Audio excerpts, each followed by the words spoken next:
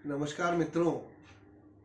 पिछले अगर मैं ये कहूँ कि जयपुर में ऐसा कोई अभिनय करने वाला है जिसने 50 सालों तक टीवी सीरियल, फिल्मों में और अन्य प्रकार के थिएटर जिसने किए हैं 50 सालों से, तो वो एकमात्र व्यक्ति हैं जिनका नाम है जयरूप जीवन। आज मेरा सौभाग्य है और आज हम सभी का सौभाग्य है कि आज वो हमारे साथ में कुछ समय देने को तैयार हुए हैं। ये तो मेरा सौभाग्य है साहब। तो मैं मलाड आया हूँ आपके पास में कुछ समय मांग कर, और मैं चाहता हूँ कि आज जयरूप जीवन जी से कुछ ऐसी बातें की जाए जो शायद अभी तक किसी ने की नहीं होगी। तो कुछ अपने संस्मरण के लिए मैं इन्हें आमंत्रित करता हूँ कि जयरूप जीवन जी, आप अपने कुछ संस्मरण फिल्मों के, सीरियल के या कोई थिएटर के जो आप यहाँ अब तक जो लोगों के सामने नहीं आए हैं, वो आप आज उजागर कर दें तो बड़ी मेहरबानी होगी। अरे तो मेरा सौभाग्य है, आपने मुझे मौका दिया, इस लायक समझा। नहीं, आप मित्र भी हैं हमारे और जयपुर की आन बान शान है। नहीं, मैं आपका मित्र नहीं हूँ, मैं तो आपका मुरीद हूँ। नहीं, मैं तो आपको बहुत ऊंचे दर्जे पे देखता हूँ। नहीं, मित्र हैं। इतने बड़े आप पोएट हैं, क्रिएटिव पर्सन हैं और आपका बड़पन है ये जी। प्लीज आप तो असल में मुंबई से मुझे बड़ा डर लगता था, लेकिन NSD करके 81 में जब पास कर लिया मैंने, नेशनल स्कूल ऑफ ड्रामा, और यहाँ आ गया तो क्योंकि और कोई चारा नहीं था, थिएटर में कमाई नहीं है, तो इसलिए फिल्म लाइन में आना पड़ता है आखिरकार। तो फिर यहाँ आके मुझे समझ में आया कि एक्टिंग तो बहुत, मतलब एक्टिंग के लिए तो मेरा व्यक्तित्व तो मेरी फिजिकल पर्सनालिटी है नहीं, क्योंकि कैटेगरी बहुत स्ट्रॉन्ग थी ना फिल्म लाइन में।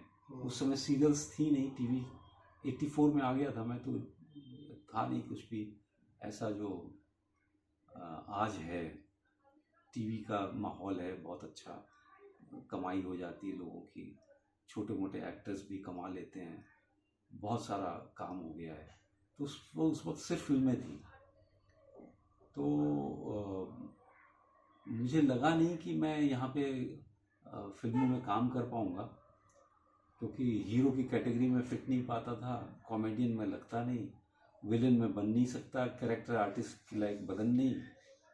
लेकिन उसके बावजूद आपने अभिनय में छाप छोड़ी है, और अमिताभ से लेकर और सनी देओल तक आपकी यात्रा कितनी बड़ी बात है ये। हाँ, लेकिन यानी इतना ऐसी आप स्वयं स्वीकार कर रहे हैं, उसके बावजूद देखिए आप। हाँ, लेकिन काफ़ी अरसा लगा उसमें, तो मैं घबरा के मैंने कहा कि अब क्या किया जाए। तो मैंने कहा कि डायरेक्शन बहुत अच्छा काम है और उसमें दिमाग का भी बड़ा इस्तेमाल होता है, तो डायरेक्शन की लाइन में चलते हैं। तो फिर मैंने बहुत सोच समझ के शेखर कपूर जी को ज्वाइन किया और उसमें उनके साथ में 4 साल रहा। क्या बात है, वाह। डायरेक्शन में उनसे डायरेक्शन सीखा मैंने। वो बहुत ही बड़े व्यक्तित्व हैं, उनसे काफ़ी कुछ सीखा मैंने।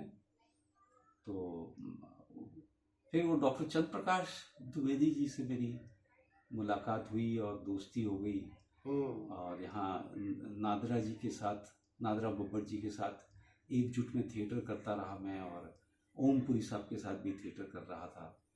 तो शेखर जी ने मुझे कहा था कि तुम थिएटर मत छोड़ना, शूटिंग में भी से भी जाना हो कभी छोड़ के तो रिहर्सल में या अपने थिएटर में के काम के लिए चले जाना, चिंता मत करना। क्योंकि ज़्यादातर फिल्म वाले लोग जो हैं वो थिएटर के लोगों को तो चाहते हैं, लेकिन उनका जब काम कर रहे हो तो वो ये नहीं चाहते कि आप थिएटर में जाएं, सारा टाइम यहीं दें फिल्मों में। हाँ, जब लेकिन शेखर जी मुझे ऐसे मिले जो उन्होंने कहा कि शूटिंग छोड़ के भी जाना हो थिएटर का काम के लिए तो चले जाना। तो इस वजह से मैं थिएटर कर पा रहा था, उनको असिस्ट करते हुए भी थिएटर कर रहा था मैं। तो वो एक बहुत बढ़िया मुझे मौका मिला शेखर जी के साथ रहने का और थिएटर करने का। तो नादरा बब्बर जी का एकजुट जो है बहुत स्ट्रॉन्ग प्लेटफॉर्म है तो वहाँ से मैंने नाटक किए और बहुत पॉपुलर हुआ। ओमपुरी साहब के साथ तो कहना ही क्या है, बहुत शानदार एक्टर और बहुत बढ़िया इंसान। तो उनके साथ थिएटर करके भी मैंने काफ़ी गल्फ कंट्रीज़ वगैरह में काफ़ी शोज़ किए। और थिएटर से मैंने पहली बार 20 साल के बाद जो पैसा कमाया वो ओमपुरी साहब के साथ कमाया। उन्होंने पैसा दिया मुझे, जो नाटक के शोज़ हुए उससे खूब पैसा मुझे मिला। उससे पहले मुझे पैसा थिएटर से कभी नहीं मिला। तो ओमपुरी साहब के साथ में कितने आपने शो किए करीबन? बहुत ज़्यादा तो नहीं किए, लेकिन 25 एक शोज़ किए। और टोटल थिएटर कितने किए होंगे आपने लगभग, अंदाजन कुछ ऐसा? सैकड़ों तो होंगे होंगे। हाँ, 200 से ज़्यादा ही हुए हैं अभी तक तो नाटक तो। 200 से ऊपर ही हो गए, गिनती नहीं रख पाया मैं। तो थिएटर तो 50 साल हो गए, तो काफ़ी काम किया मैंने। और कोई और संस्मरण जो आप थिएटर के बारे में, या ओमपुरी साहब के साथ में या नादिरा जी के साथ में जो आपकी कनेक्टिविटी थी, उसके बारे में कुछ आप कहना चाहें? हाँ, मतलब ऐसा संस्मरण जो कि आपको एकदम हर्ट कर गया हो, या कभी ऐसा कुछ हुआ हो, आपको याद आ रहा हो तो आप बताएं। एक बार ओमपुरी साहब के साथ मैं कार में बैठा था जी, पीछे की सीट पे, और वो चला रहे थे, उनको बैक करनी थी गाड़ी। तो पीछे का उनको देख नहीं पा रहे थे प्रॉपरली।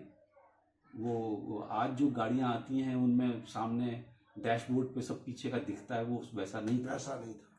तो मैं बड़े आराम से बैठा, मैंने कहा गाड़ी तो ये चला रहे हैं, और वो पीछे देखने की, गर्दन मोड़ के पीछे देखने की कोशिश कर रहे थे, तकलीफ हो रही थी। तो उन्होंने मुझे देखा कि ये तो बहुत आराम से बैठा हुआ है तो उन्होंने मुझे डांट लगाई, बोले यार पीछे देखो ना ज़रा तो मुझे बड़ा झटका लगा, और वहाँ से एक अवेयरनेस आई मुझे कि जब आप किसी के साथ हों और वो कुछ कोशिश कर रहे हों तो उसमें आपको मदद करना चाहिए, एकदम शांत होकर नहीं बैठना चाहिए। वो बहुत बड़ी लर्निंग रही मेरे लिए। लेकिन नादिरा जी के साथ जब मैं थिएटर कर रहा था तो उन्होंने मुझे पूरी छूट दी कि जरूर आपको जैसे करना हो कीजिए। तो ये बहुत बड़ी बात थी। तो मैं मतलब बड़ा मन से उनके साथ थिएटर किया मैंने, और उनके साथ जो मैंने नाटक तैयार किया, खजूर में अटका, एक कॉमेडी थी, वो 7 साल तक चली। क्या बात है, वाह। खूब उसके 250 से ज़्यादा शोज हुए, और बड़े नादिरा जी बहुत प्यार देती थी मुझे। तो उनके साथ बहुत मज़ा आया काम करने। तो क्या उन 250 जो शो हुए उनमें सब में आप थे उसमें? नहीं, मैं डायरेक्ट किया था मैंने। अच्छा, डायरेक्ट किया था। हाँ, तो मैं संभालता था शोज को। हाँ, एक्टर चेंज हो गया तो फिर से रिहर्सल करनी है, और वो कैसे मैनेज करना है, चीज़ें बिगड़ ना जाएं। तो हर शो के पहले रिहर्सल्स करनी। तो आपने उसमें क्या एक्टिंग भी की उसमें? नहीं, उसमें आपने खाली डायरेक्शन दी। एक बार ऐसा हुआ कि कोई 50 शोज हो चुके थे, और आखिरी सीन में एक पुलिस वाला आता था, वो एक्टर वो पहुंच नहीं पाया टाइम पे, और उसका कोई मैसेज भी नहीं आया। तो शो शुरू होने वाला था, तो अब ये हुआ कि भाई क्या किया जाए। तो नादिरा जी ने कहा कि भाई आप तो डायरेक्टर हैं, आपको तो सबकी लाइंस मालूम है, आपने लिखा भी है, तो वो आप कर लीजिए, छोटे ही रोल है आखिरी में। तो मैंने कहा नहीं, मैं तो बाहर से देखता हूँ, मैं ऑडिटोरियम से बैठ के देखता था हर शो। तो मैंने कहा नहीं, किसी और को करवाए। तो बोले इतनी जल्दी किसको तैयार कराएंगे, आप ही कर लीजिए। तो मैंने कहा ठीक है, मैं कर लेता हूँ। तो मुझे आदत थी देखने की, दूसरों को करेक्ट करने की। तो मैं बाहर से देखता था, तो मैं सबकी लाइंस देखता रहता था, और ये ठीक बोल रहा है कि नहीं बोल रहा है। अब मैं स्टेज पे जब आया आखिरी सीन में, तो मैं वो आदत अपनी हटा नहीं पाया तो मैं दूसरों को ही देख रहा था कि ठीक बोल रहा है कि नहीं बोल रहा है, और अपनी लाइन भूल गया अटक गया। तब मुझे पहली बार एहसास हुआ कि डायरेक्शन और एक्टिंग एक साथ नहीं करनी चाहिए। जी।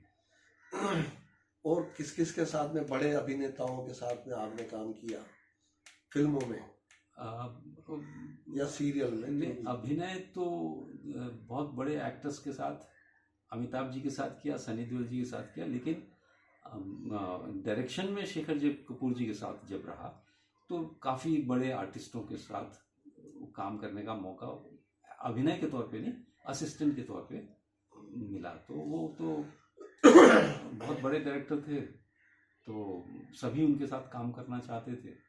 तो अनिल कपूर और जैकी श्रॉफ और अनुपम खेर और आमिर खान की भी फिल्म बना रहे थे वो, जो आ नहीं पाई, टाइम मशीन बीच में बंद हो गई। तो ऐसे बहुत बड़े अच्छे अच्छे लोगों के साथ इंडस्ट्री को अंदर से मैंने शेखर कपूर जी के साथ रहकर ही देखा, जाना। बिल्कुल बिल्कुल जी। और ऐसी कोई फिल्म जो आपको, जिसके बारे में आप कुछ कहना चाहें, जो आपको अभिनय करते समय जैसे अपील करती है ना कि हाँ मेरे को बहुत अच्छी फिल्म लगी, और कितनी फिल्में आपने की होंगी और किन किन के साथ कौन कौन सी फिल्म आपने की, थोड़ा बताएंगे आप? फिल्में तो बहुत शुरू से मैं मतलब बहुत अरसे पहले से छोटा छोटा मौका मिलता रहा है मुझे। जैसे गांधी फिल्म में मैंने काम किया था जब मैं एनएसडी में था 1980 में। तो उस समय वो दिल्ली में शूट हो रही थी, मैं सेकेंड ईयर में था, हमारी छुट्टी के दिन थे। तो उसमें काफ़ी दिल्ली वालों को काम दिया गया था। तो मुझे भी कहा गया कि भाई चलो 3 दिन का काम है। तो वो जो डिवीज़न हो रहा है और लोग इधर से उधर जा रहे हैं और झगड़े हो जाते हैं, उनमें था मैं। तो गांधी का पूरा जो इतने बड़ी फिल्म का सिस्टम देखने को मिला, वो बहुत बड़ी सीख थी मेरे लिए। दिल्ली की डीटीसी की 90 बसेस लगी हुई थी आर्टिस्टों के लिए, कॉस्ट्यूम्स के लिए, और बहुत बड़ी यूनिट थी। और उस समय जो जिस सीन में मैं था उसमें तो 4000 लोग थे। 4000 लोगों का सीन था वो डिवीज़न जो हो रहा है। तो बहुत बढ़िया मौका था। और हमारे हॉस्टल में पूना इंस्टीट्यूट के स्टूडेंट्स भी आए हुए थे, क्योंकि इंटरचेंज हमारा होता था पूना इंस्टीट्यूट से और हमारे दिल्ली के नेशनल स्कूल ऑफ ड्रामा से स्टूडेंट्स का एक्सचेंज होता था। तो पूना इंस्टीट्यूट के कुछ लड़के आए हुए थे। मेरे कमरे में एक कैमरा जो सीख रहा था वो लड़का था एफटीआई का, तो वो भी मेरे साथ था फिल्म में। तो जब वो हेलीकॉप्टर शॉट था तो उसने कहा कि हेलीकॉप्टर की तरफ दिखा के बोले, ये हेलीकॉप्टर में जो कैमरा लगा है ना, वो पैनोरामा का कैमरा लगा है, पैनाविजन का, और वो वर्ल्ड में इस समय 3 ही कैमरे थे।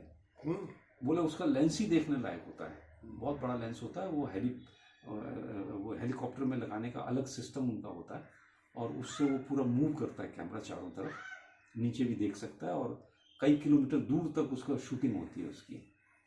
तो बोला वो कि हेलीकॉप्टर नीचे उतरेगा तो हम चलेंगे वहाँ, उसका लेंस देखेंगे।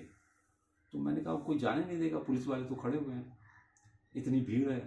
तो उसने कहा नहीं, हमारा जो एफटीआई का कार्ड है ना, उससे वो जाने देंगे हमको। बोला चलो तुम साथ में। तो मैं गया, वो परमिशन मिल गई हमको।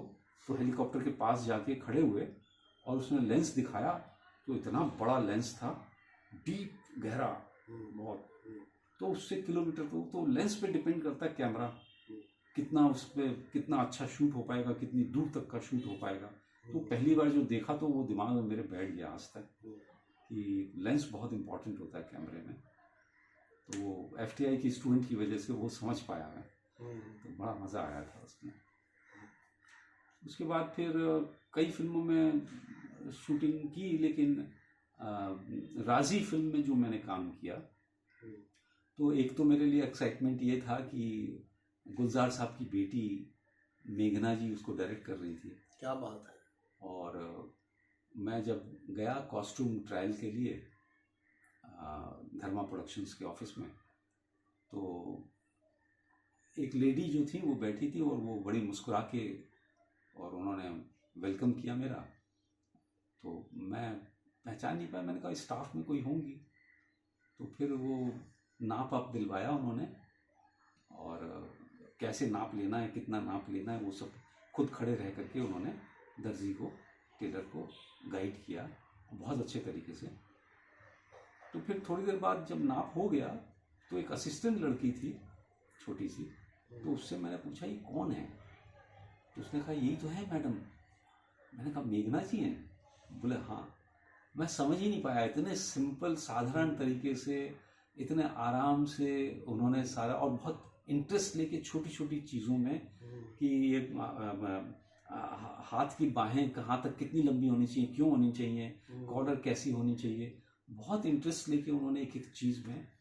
तो ऐसे ही फिर शूटिंग में भी वो उनको देखता था, मैं हैरान रहता था, इतनी मेहनत करती थी वो, एक एक चीज़ के लिए लड़ती थी कि ये मुझे टेबल ऐसी चाहिए, इस रंग की चाहिए, कार पुरानी चाहिए, इस रंग की चाहिए, वो क्यों नहीं हुआ, चेंज करो अभी, और ये डिज़ाइन मैंने बोला था ये क्यों नहीं हुआ। और एक दिन रात को 1 बजे तक शूटिंग हुई और अगले दिन वो सूरज के सामने, उगते हुए सूरज के सामने शूटिंग करनी थी। अच्छा।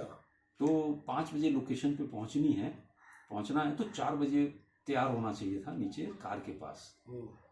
तो सब लोग लेट आ रहे थे, लेकिन मेघना जी वहाँ पहले से खड़ी हुई थी, सबसे पहले आके खड़ी हुई थी जी। मैंने देखा उनके चेहरे पे काला दाग है, आंखों के नीचे आंखें सूजी हुई हैं, मतलब नींद नहीं हुई होगी रात हाँ की। हाँ बिल्कुल। और कई रातों से नींद नहीं हुई होगी, शूटिंग में इतनी ज़्यादा मेहनत कर रही थी वो, लेकिन वो सबसे अलर्ट खड़ी हुई थी।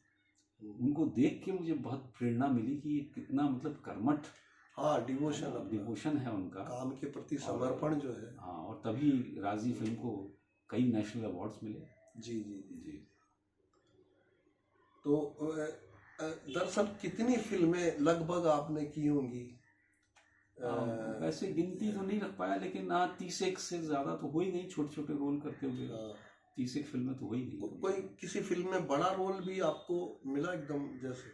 नहीं, बड़े कैरेक्टर्स मिले मुझे, लेकिन लेंथ वाइज बहुत बड़ा नहीं मिला। हाँ। जैसे डॉक्टर अंबेडकर फिल्म थी, उसमें जब्बार पटेल साहब ने डायरेक्ट की थी, उसमें मुझे मदन मोहन मालवीय जी का किरदार दिया गया था। क्या बात है! जो कि अपने आप में बहुत बड़ा ऑनर है, मैं समझता हूँ, क्योंकि मदन मोहन मालवीय जी के बारे में कौन नहीं जानता है।